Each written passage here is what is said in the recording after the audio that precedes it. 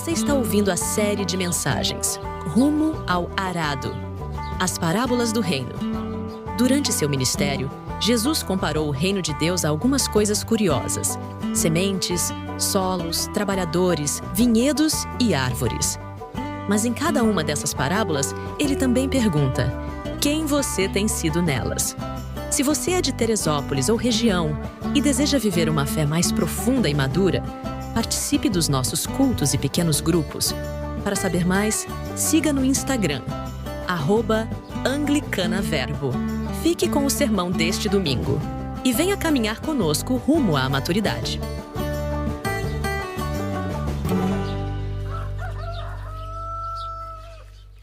Eu espero que o Espírito Santo possa tocar cada um de vocês. E essa parábola, a parábola dos trabalhadores da vinha, pelo menos na minha opinião, é uma das parábolas mais difíceis de Jesus, porque ela parece totalmente errada. Eu tenho certeza que no nosso mundo de trabalho, qualquer um sabe que você vai ganhar de acordo com aquilo que você trabalhou. Então, se você vai trabalhar menos, você vai ganhar menos. Mas as parábolas de Jesus, elas são enigmas. Elas têm como objetivo mostrar para nós que a realidade que a gente acredita que é a realidade, na verdade, não é verdadeira. As parábolas revelam para nós muito do nosso coração. E hoje a gente vai continuar a nossa série Rumo ao Arado, as parábolas do reino. Por que esse nome?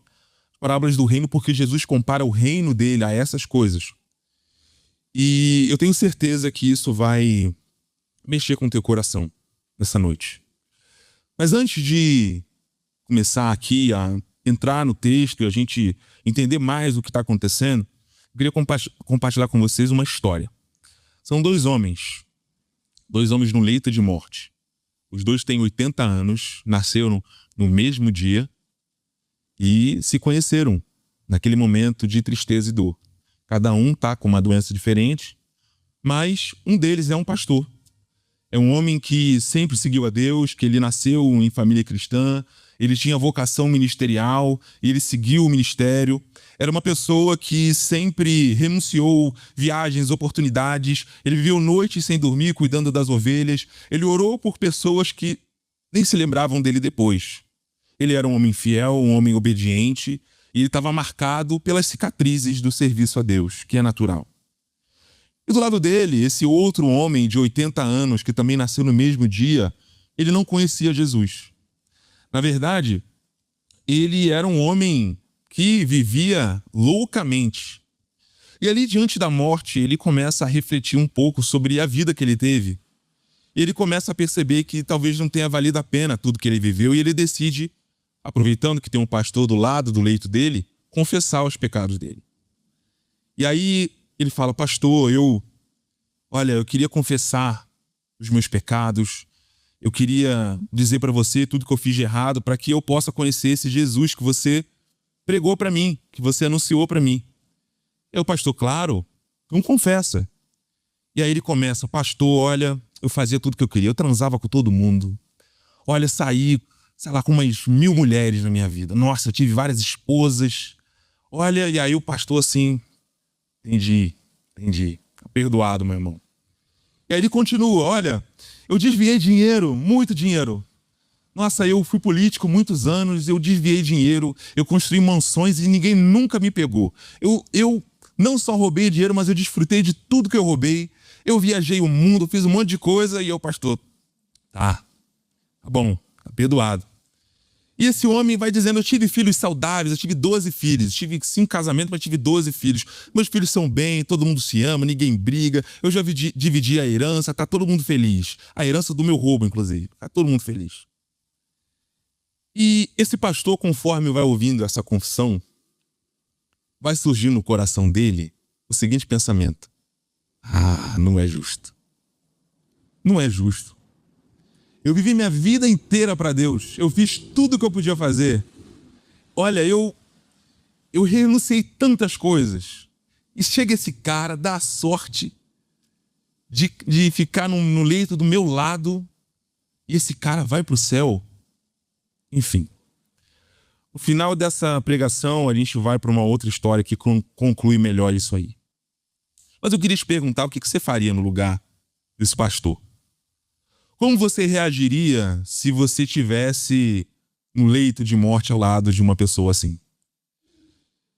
A verdade é que nós, muitas das vezes, carregamos uma régua invisível dentro de nós. A gente mede tudo. Quem merece mais, quem faz mais ou quem chegou primeiro.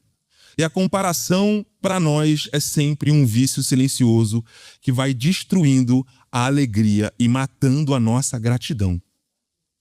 Aquele pastor estava muito feliz, porque ele iria conhecer Jesus. Mas conforme ele foi percebendo que aquele outro cara que acabou de se converter vai conhecer esse Jesus, ele começou a se entristecer.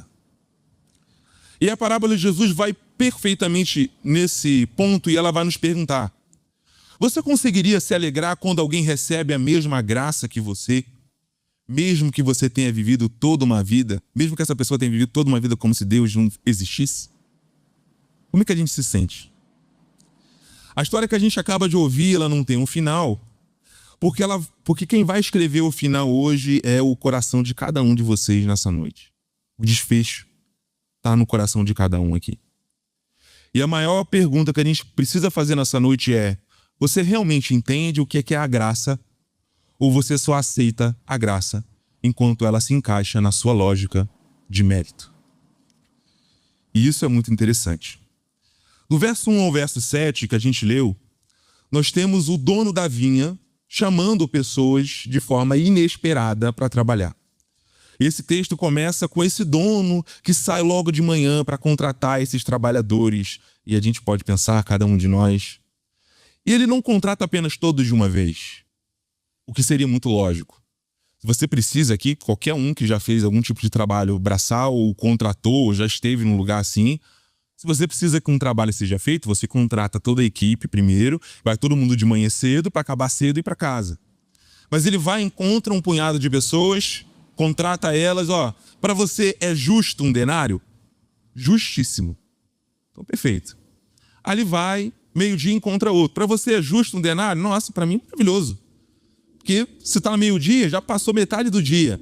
Você está no lucro. Nossa, geralmente eu ganharia meio denário. Então tá ótimo. E a cena, ela parece simples, mas ela começa com essa grande subversão. Porque na lógica do mundo, quem chega cedo trabalha mais, ganha mais. Quem chega tarde ganha menos ou não ganha nada. É assim que o mundo funciona. Mas esse dono, por algum motivo, ele decide não seguir essa lógica. Ele vai atrás de todos sem distinção e chama até os últimos da fila. E no fundo, quando a gente olha para dentro do nosso coração, nós temos todos nós uma grande necessidade de controlar as recompensas que Deus nos dá. Nós queremos garantias o tempo todo. Nós gostamos de contratos claros. Se eu fizer, eu recebo. Se eu me esforçar, eu sou recompensado. É o nosso 1 mais 1 igual a 2. E essa mentalidade, ela não fica só no nosso trabalho, no nosso dinheiro, ela invade o nosso relacionamento com o próprio Deus. A gente quer ter certeza de que estamos adiantados na vida espiritual, que nós somos os primeiros. Nós queremos segurar a mão como se fosse um currículo religioso que a gente entrega para Deus no final de um expediente. Mas a gente sabe que não é assim. O Senhor, ele olha tudo o que a gente faz. Ele olha tudo que a gente serve. E a gente pensa, olha, então se ele olha tudo que serve, é assim que funciona. Eu não sei se você já olhando para o teu coração já pensou isso. Será que por eu ser mais crente, mais tempo, eu mereço mais? Ou porque eu sou mais velho, eu mereço mais? Ou porque eu sou mais ativo, eu mereço mais? Ou porque eu oro mais, ou porque eu leio mais a palavra? E a gente vai construindo no nosso coração, no meu e também no seu, uma lógica de mérito, onde você será recompensado por Deus pelas horas que você trabalha para Ele. E essa história, ela mexe demais com a nossa sensação de superioridade espiritual. Talvez você tenha sido chamado por Deus desde o teu nascimento. Talvez você nasceu num lar cristão. Talvez você se converteu jovem. Nós estamos aqui plantando uma igreja, talvez a gente some esse ponto. Sacrificamos coisas. Mas como a gente reagiria quando Deus chama também aquele no último minuto? Chama para trabalhar na vinha dele, aquele que está no final do expediente. Aquele que na nossa cabeça não fez por merecer. A gente frequentemente tem esse pensamento. E isso fere profundamente o nosso senso de mérito, mas ela revela a beleza escandalosa da graça de Deus. Deus ele não vai agir conforme o meu relógio, nem o seu relógio. Deus ele não vai distribuir a sua graça conforme o meu critério, nem o seu critério. O dinheiro é dele, a graça, aqui na parábola é o dinheiro, mas a aplicação é a graça, o perdão, a misericórdia é dele. E por isso ele chama quem ele quiser. Ele levanta quem ele quiser. E não cabe a nós olharmos e pensarmos, eu devia estar ocupando esse lugar. Porque isso envenena o nosso coração. Só que quando a gente olha para Cristo, a gente percebe que ele é o verdadeiro dono da vinha. Foi ele que chamou aqueles pescadores. Foi ele que chamou o cobrador de impostos, zelotes, mulheres adúlteras, ladrão na cruz, no último segundo. Ele não apenas nos convida para trabalhar com ele na vinha, ele mesmo nos inclui. Ele mesmo buscou cada um de nós. Ele mesmo vai até a praça da nossa vida e nos encontra e nos chama para estar com ele. Ele não simplesmente entrega nas nossas mãos um contrato. Ele traz um convite. Cristo é o Senhor que vai até os últimos, os invisíveis, os improváveis, aqueles que a gente julga e acha que não tem como funcionar nem dar certo. E ele transforma esses últimos em primeiros. Como na parábola, quem recebe primeiro são os que foram por último. Então, se hoje você está aqui, é porque ele também te encontrou em alguma praça, em alguma hora inesperada. E quando a gente entende isso, a gente vai se aprofundando nessa parábola e ela vai confrontando o nosso coração. Como está o teu coração hoje? Quando você olha para a sua vida, em todas as áreas que a sua vida tem, não só aqui na igreja, será que você olha com a lógica do mérito? Porque se você olha, essa não é a lógica de Deus. Talvez seja a lógica desse portão para fora.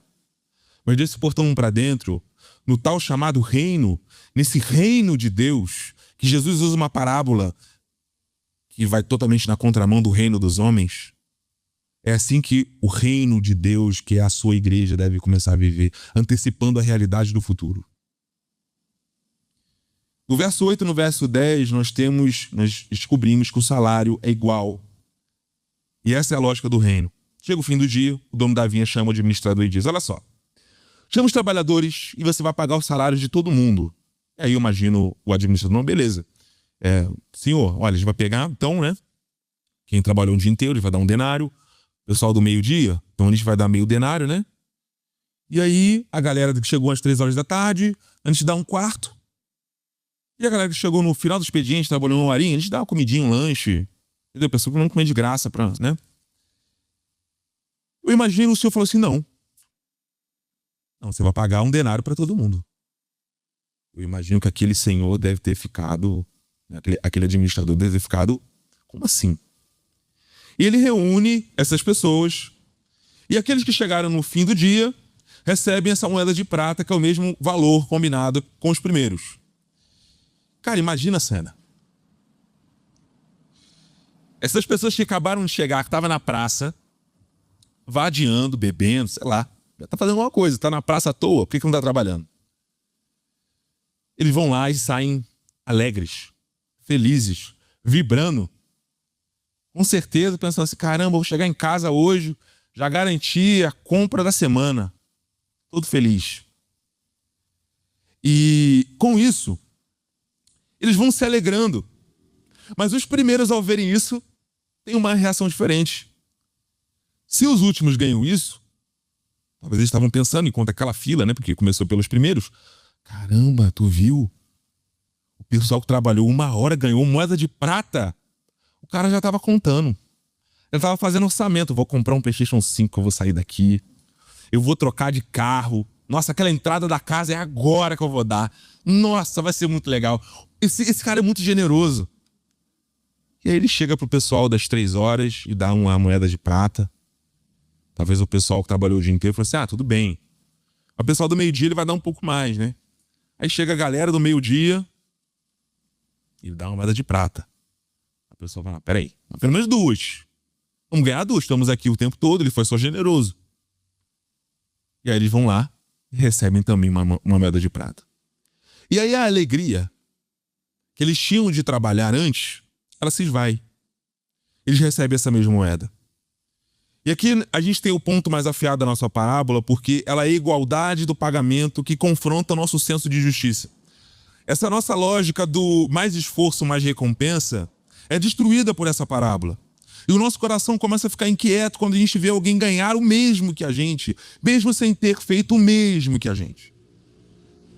E começamos a julgar o nosso desempenho, muitas das vezes a desanimar. Eu imagino, tenho certeza. Aliás, imagino não.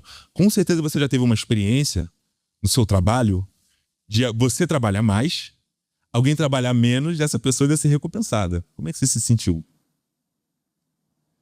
Isso geralmente não nos desmotiva mais de trabalhar? Olha assim, na próxima vez eu vou chegar na última hora também. É o que a gente pensa. E aí, quando a gente fala isso, a gente está perdendo a grande coisa escondida dessa parábola que a gente vai abordar mais pro final. A gente acaba sentindo que, não, Deus está me desvalorizando. Deus está desvalorizando o meu esforço. Como assim? Eu vou trabalhar e aquele irmão, aquela irmã que trabalha menos que eu vai ganhar a mesma coisa. Isso não é justo. Nós vamos pensando e falando, mesmo que talvez em silêncio. Eu faço tanta coisa pela igreja, parece que a minha vida não vai para frente. Eu sou fiel, mas aquele ali prospera muito mais do que eu, e não é. Eu estou aqui há anos e ninguém honra como eu deveria, ninguém me honra como eu deveria. E esse veneno da comparação vai tirando do nosso coração a nossa vontade de estar na vinha com Ele. A nossa vontade de se alegrar e de estar com Ele. Essa comparação nos rouba essa alegria e acaba nos impedindo de ver que o verdadeiro milagre é o seguinte: ninguém está recebendo salário nessa parábola. Eles estão recebendo um presente. Quando a gente começa a pensar que aquilo que o Senhor faz na nossa vida não é um salário, mas é uma dádiva, é um presente, talvez o nosso coração comece a mudar. E um pai dá um presente para um filho porque o filho merece. Dá porque é filho. Chegou no dia do aniversário, você dá um presente. Aí ele mereceu? Não. Às vezes não. Aí você dá um presente, você faz um bolo, você canta um parabéns. E é muito interessante pensar nisso, que um de nós temos filhos aqui, mas os pais fazem isso direto. Por exemplo, em nome de Jesus nunca vai acontecer aqui. Mas imagina se um dos nossos filhos é preso. Vocês não vão visitar? Vão. Mas não merece. Não. Mas você vai. Então, se a gente consegue aplicar essa lógica na nossa vida, já tem o exemplo dos pais, é um exemplo tão nítido. Porque eles têm tanta dificuldade. Aí talvez a gente faça aquela ideia, né? Não, Deus ele tem aquele filho favorito. É o filho favorito, por isso que ele fez isso. E esse salário da vinha que não é pagamento, é graça. A gente começa a mudar o pensamento quando a gente começa a ver dessa maneira, porque nós achamos que Deus nos deve algo. Deus não te deve nada. E é difícil, né? Ouvir isso, mas Deus não deve nada para ninguém aqui. Aquela brincadeira do não fez mais que a obrigação. Mas nem por isso. É a gente que devia algo. Não ele que deve algo para nós. E é difícil pensar assim. A moeda que todos recebem simboliza a vida eterna, a salvação, o presente de Deus. E isso não pode ser merecido, só pode ser dado. Deus ele não mede a nossa história pelo tempo, pela performance, mas pelo seu amor e pela sua generosidade. Isso é uma boa notícia. A salvação ela não é um troféu. Ela é uma dádiva. E será que nós temos olhado dessa maneira? Porque quando a gente começa a fazer essa comparação, a gente perde de vista isso. Não, eu também não mereço. Não, Deus também não me deve nada. Então estou reclamando de quê? Eu ganhei uma moeda de prata. Ele me deu também. E olhando assim, aquele ditado famoso, né? A grama do vizinho é sempre mais verde. Todo mundo já ouviu esse ditado. Não é verdade? Você compra uma casa. Você pode amar essa casa. Mas quando você vai, às vezes, numa casa melhor, você vai amando menos a casa. Mas a casa não era boa. Você compra um carro. E aí seu amigo, seu irmão, seu vizinho, compra um carro melhor que o seu. Aí o seu carro já não presta mais, prestava até ontem. A gente faz isso o tempo inteiro. Aquilo que a gente agradece, né? A gente compra o carro. Nossa, Senhor, obrigado por esse presente, que bênção. Passa 2 anos esse carro também, cara. Meu Deus. A gente faz isso. A gente não consegue ser grato a Deus por nada. A gente está sempre reclamando. Sempre a grama do vizinho é mais verde. E aí vem maravilhoso, né? Com certeza o vizinho também acha a sua grama mais verde. E essa é a questão. Nem sempre é melhor. E na cruz, Jesus ele nivela todos os pagamentos porque ele é a única moeda do reino. Ele é a moeda. Não existe um Cristo premium para quem chegou cedo. Nenhum Cristo básico. O plano básico do evangelho. Você tem o plano básico, o plano premium. Todo mundo aí que já viu na internet tem isso, né? Vai comprar um curso, vai comprar um produto. Netflix, olha, se você comprar nosso pacote de R$44, sei lá, 44, né? Você vai ter 4 telas e você vai ter, 4K. Mas se você quiser ter um mais baratinho aqui de R$20, você vai ver uma propaganda. A gente acha que é assim, né? Vai ter o céu premium, aí vai ter o céu básico, vai passar anúncio lá no céu. A gente acha que é assim. Mas nós recebemos todos a mesma cruz, o mesmo sangue, a mesma adoção, o mesmo Espírito, o mesmo Pai, o mesmo Deus, o mesmo perdão. Você não é especial. E eu não sou especial. Cara, isso é a maior libertação que a gente tem que entender isso. Nós não somos especiais. Nesse sentido. Especiais comparados aos outros. Somos especiais para Deus porque nós somos todos especiais. Aí vem aquele negócio, todo mundo é especial, ninguém é especial, né?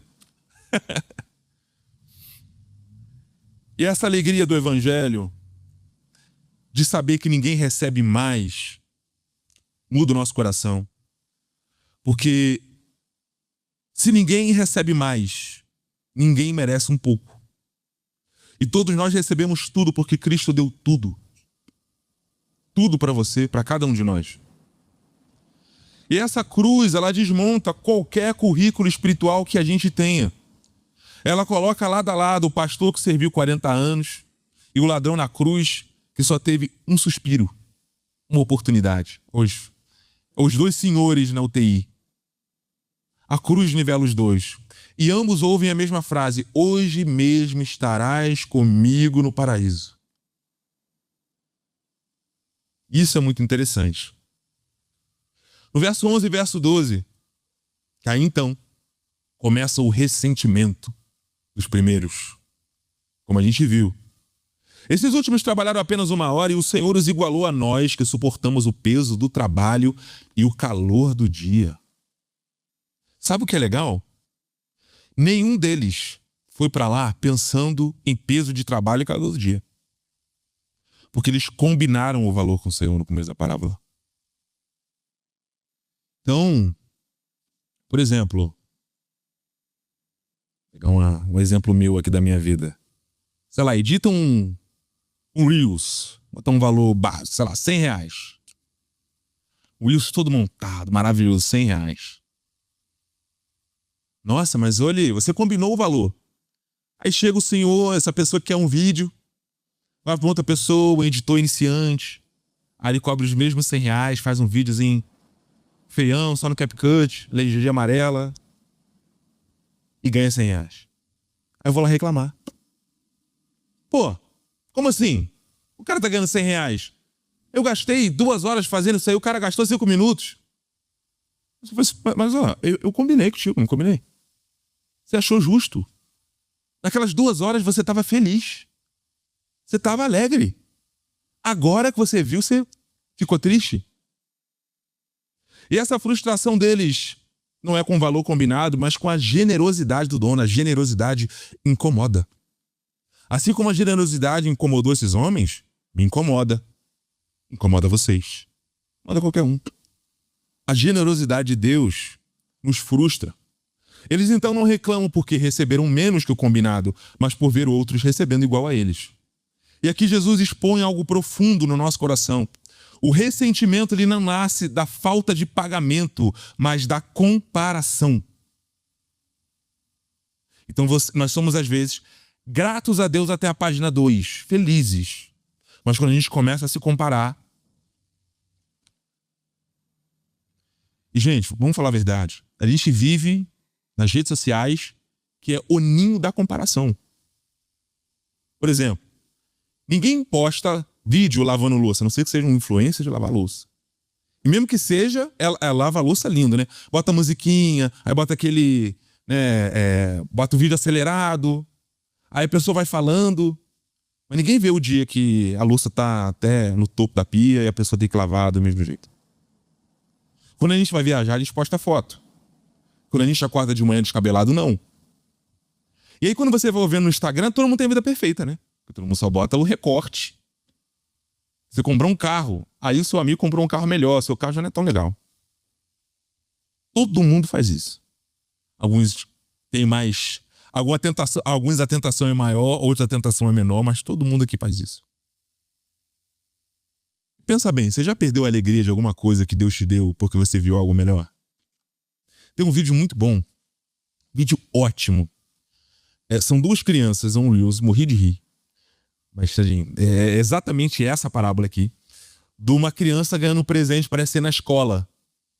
E aí ela ganha, tipo assim, uns 3 cartões da Steam, que é tipo uma plataforma de jogos online. A pessoa, tipo, ganha um dinheiro e você pode comprar jogos digitais lá.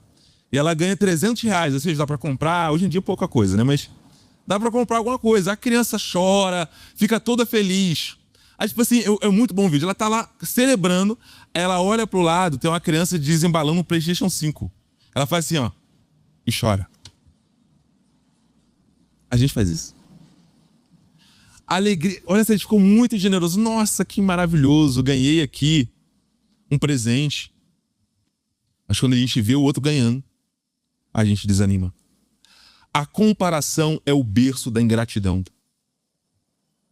Quanto mais nos compararmos, mais seremos ingratos. Nós precisamos olhar e agradecer mais o que o Senhor nos deu e parar de querer, às vezes, o que o Senhor deu a outro. Seja na igreja, seja fora. Porque quando nós olhamos para os outros e começamos a pensar que nós merecemos mais, a gente começa a ter ressentimento. E esse veneno da comparação faz a gente esquecer completamente da bondade que a gente recebeu de Deus. O que antes era uma bênção acaba virando um fardo. O que antes era uma alegria agora começa a se tornar uma cobrança. E na vida espiritual isso se manifesta em frases como: eu sirvo tanto, mas ninguém me reconhece. Eu me dedico há anos, mas fulano chegou agora e já está sendo usado por Deus. Eu me sacrifico e parece que Deus abençoa quem não faz nada. Com certeza, todos nós já pensamos isso aqui. E esse veneno vai se instalando devagar. Como eu gosto de dizer, Satanás não precisa causar tudo. Ele só precisa se aproveitar de tudo. E aos poucos o nosso coração vai perdendo a alegria de ser filho porque está ocupado demais comparando as mesadas dos irmãos. E aqui eu me lembro de uma outra parábola, que não é o texto de hoje, que é a parábola do filho pródigo. Por que aquele filho mais velho não estava feliz?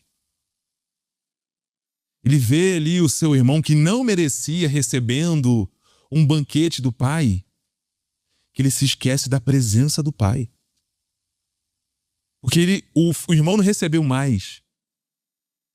Aliás, o irmão teve uma história pior, porque o irmão dele se afastou. Ele sempre esteve com o pai, é isso que o pai diz. Ele fala: você nunca me deu, pai, nem um cabrito para eu fazer com os meus irmãos. A resposta do pai, eu gosto de imaginar, é assim: porque você não pediu. Porque tudo que eu tenho é seu. Ou seja, olha, os 2 filhos estão perdidos, né? Mas aí é uma outra pregação. Quando a gente se compara, a gente acaba deixando de celebrar essa graça. Nós acabamos murmurando e não enxergando essa bondade do Pai. E a pergunta que eu faço para cada um de vocês e também para mim: será que nós conseguimos nos alegrar quando Deus nos abençoa? Quando Deus abençoa alguém que aos nossos olhos não fez por merecer? Porque só quem entende quem nunca mereceu nada, pode realmente celebrar tudo. Você só vai poder celebrar tudo se você entender que você não merece nada. Que tudo é lucro. Tudo é bênção. Porque Cristo foi o único que podia dizer: eu realmente trabalhei desde o início. Eu suportei o calor do dia, não vocês. Porque ele foi perfeito, fiel, santo e obediente desde o início, e nós não. Mas ele escolheu entregar a sua moeda para nós. Diferente desses trabalhadores que pegaram a moeda que eles receberam, Jesus ele deu a moeda e ainda dividiu com a gente. Ou seja, na cruz, ele não murmurou quando viu cada um de nós recebendo a sua mesma recompensa, a ressurreição, que um dia viveremos. Pelo contrário, ele se alegrou em dividir o reino com pecadores, prostitutas, cobradores de impostos e ladrões. Jesus ficou feliz quando o Pai entregou a moeda para os que chegaram por último. Cristo ele não guardou o ressentimento, ele abriu os braços. E hoje ele também convida você a participar dessa mesma alegria. A deixar o seu currículo religioso do lado e começar a entrar na festa e celebrar com essas pessoas, de cada um de nós. A parar de murmurar e começar a adorar ao Senhor. E aí no verso 13 e no verso 16, nós vemos então perfeitamente o caráter do dono, que é essa generosidade escandalosa. Diante desse ressentimento, o dono da vinha responde com muita calma e firmeza: amigo, eu não estou sendo injusto contigo. Você não concordou em trabalhar por uma moeda? Você estava feliz. Você se alegrou. Quando eu te chamei primeiro, você ficou feliz com o meu convite. Você me adorou. Você me amou. Você me serviu. Você estava satisfeito com a sua moeda de prata. Mas quando eu chamei o outro, você ficou triste. Porque você não entendeu. O maior presente é a minha presença. Você às vezes está fixando tanto os teus olhos, e nós fazemos isso, na recompensa, porque nós chegamos primeiro na nossa ideia, né? E nós estamos perdendo a principal coisa. Só nós, às vezes, ficamos o dia inteiro com ele. Isso é o mais legal da parábola, eles não perceberam isso. Aqueles que chegaram cedo tiveram o prazer de estar com o dono desde o início. E quando eles veem o outro, eles esquecem. E esse é o nosso problema, que a gente às vezes não suporta ver Deus agindo de forma fora da nossa lógica. Por quê? A gente quer um Deus controlável, previsível, que funcione como uma máquina de recompensas, como o tigrinho lá, que a gente faz a nossa aposta e vê se sai alguma coisa, vê se dá carta. Mas o Deus da Bíblia é livre. C.S. Lewis, né? Você já conhece esse autor, que escreveu as Crônicas de Nárnia, já devem ter ouvido falar ou visto o filme, né? O autor cristão, que era anglicano também, ele diz uma coisa muito legal no Crônicas de Nárnia. Eu acho que é a Lúcia, que ela pergunta para um dos personagens lá: mas por que o Aslan não está aqui? Por que ele não veio aqui? E aí os personagens respondem: porque o Aslan é um leão selvagem. Ele faz o que ele quer. E é muito interessante porque esses trabalhadores, eles começam a querer virar o administrador. O final da parábola é eles na tentativa de virar o administrador. Por quê? Quando eles recebem aquele dinheiro que todo mundo recebeu igual, eles começam a questionar o modo como o Senhor distribui o dinheiro dele. Imagina isso. Isso é absurdo, mas é isso que a gente faz. A gente fala assim: não, Senhor Deus. O Senhor tem que dar a graça do jeito que eu acho que tem que dar. É absurdo, né? Quando a gente para pra pensar nisso. E a resposta do Senhor fala assim: aqui, o dinheiro é meu, cara. Se fosse um fora, né? Curto e grosso. O dinheiro é o meu, quiser rasgar aqui, quiser tacar fogo. Você combinou, cara. Você estava feliz com uma moeda. E agora você não está mais. Ele abençoa quem quer, como quer, quando quer. E ele não nos deve nada. E ainda assim, mesmo sem dever nada, ele deu tudo. Aquilo que era mais precioso que Deus tinha, que era o seu próprio filho, o próprio Deus, ele entrega. Deus deu para nós muito mais do que uma moeda de prata. Se a gente for pensar no valor das coisas, Deus deu a coisa mais preciosa para nós. E aí eu gosto de pensar aqui em altos valores, que fica mais fácil. Uma moeda de prata, talvez você fique, pô. Agora pense que ele vai pagar para aqueles trabalhadores R$1 trilhão. E você está reclamando por seu 1 trilhão. Pô, mas eu trabalhei o dia inteiro. Começa a ficar ridículo. Peraí. E a pergunta do dono que ecoou para nós é: você está com inveja porque eu sou generoso? Olha isso, cara. Quantos personagens da Bíblia viveram isso aqui? O próprio Saul. Deus ungiu Saul. Deus permitiu que Saul governasse. Deus colocou Samuel para guiar Saul. Mas quando ele viu Deus usando Davi, ele não aceitou. Ao invés de ser grato, Senhor, que Deus bom. O Senhor não só me tornou rei, mas o Senhor me deu esse menino aí, Davi, que ainda ganha um monte de batalha, até melhor que eu, que bênção. Ah, Saul, mas talvez ele seja o segundo rei. Que seja.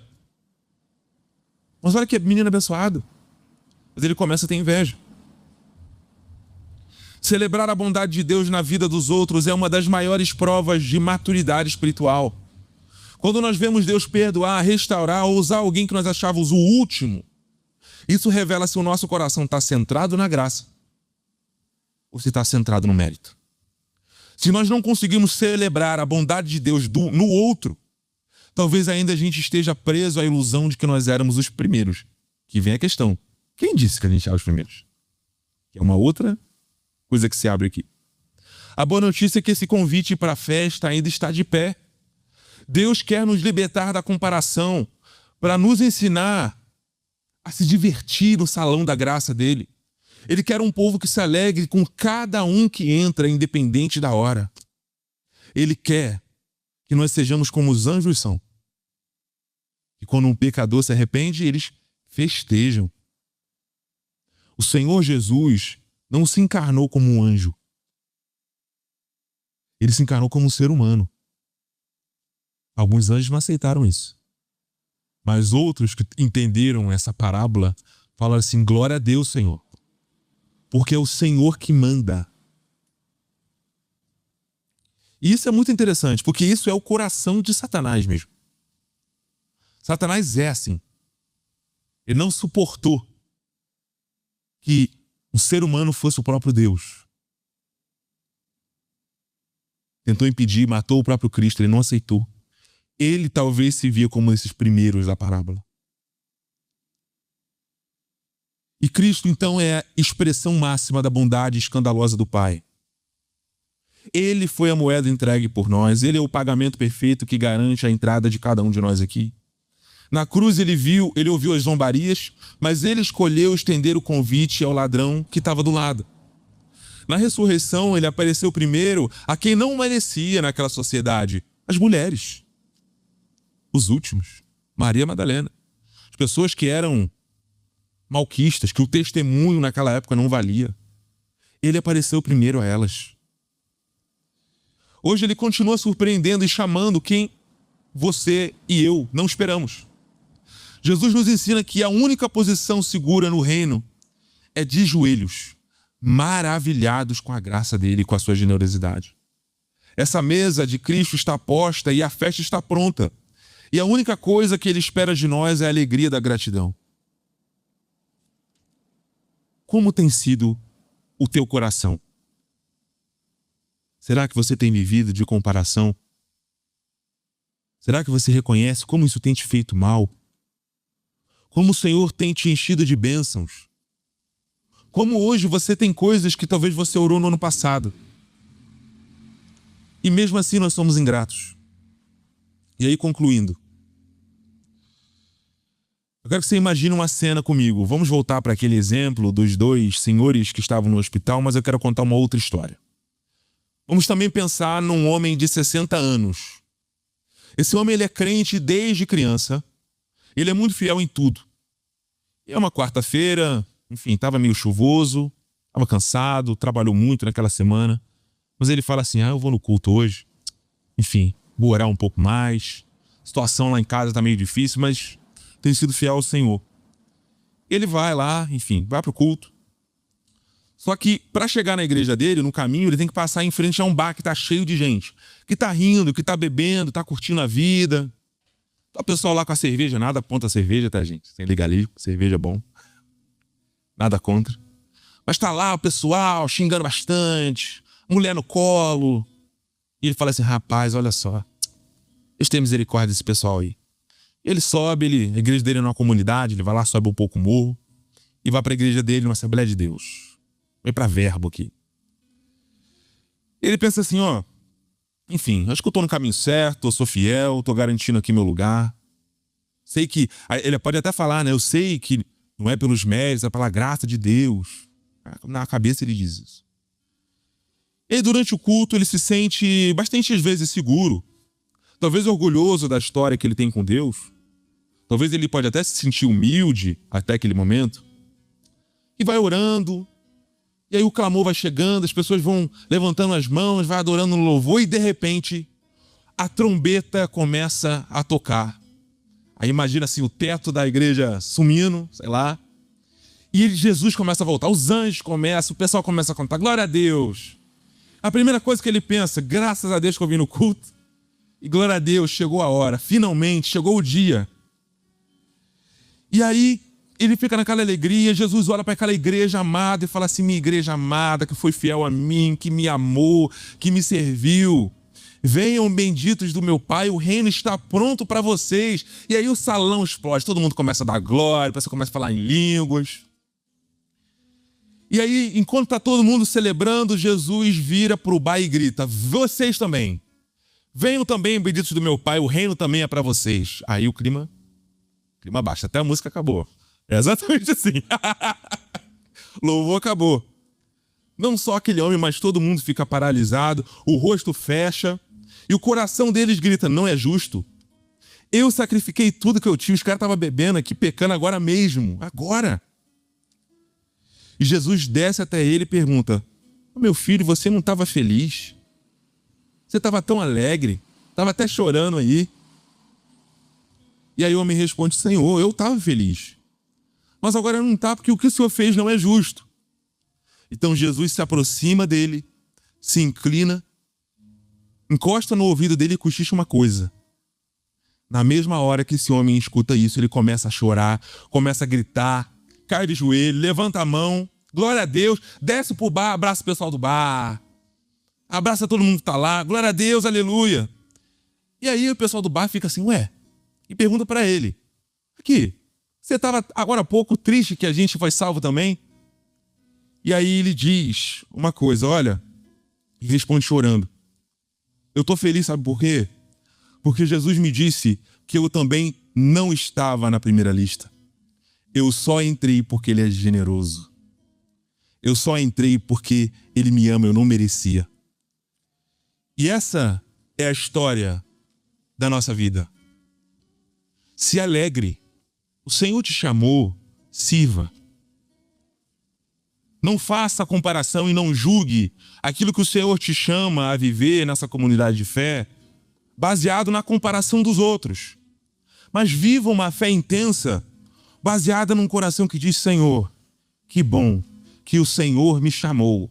E eu não me importo de trabalhar no dia, no sol quente, porque aqueles homens, aquelas pessoas que foram chamadas no final do dia, receberam um salário, mas eu recebi mais, uma coisinha. Eu estive contigo o dia todo. Eu estava trabalhando, o Senhor estava comigo. Eu estava na minha vida, o Senhor estava comigo.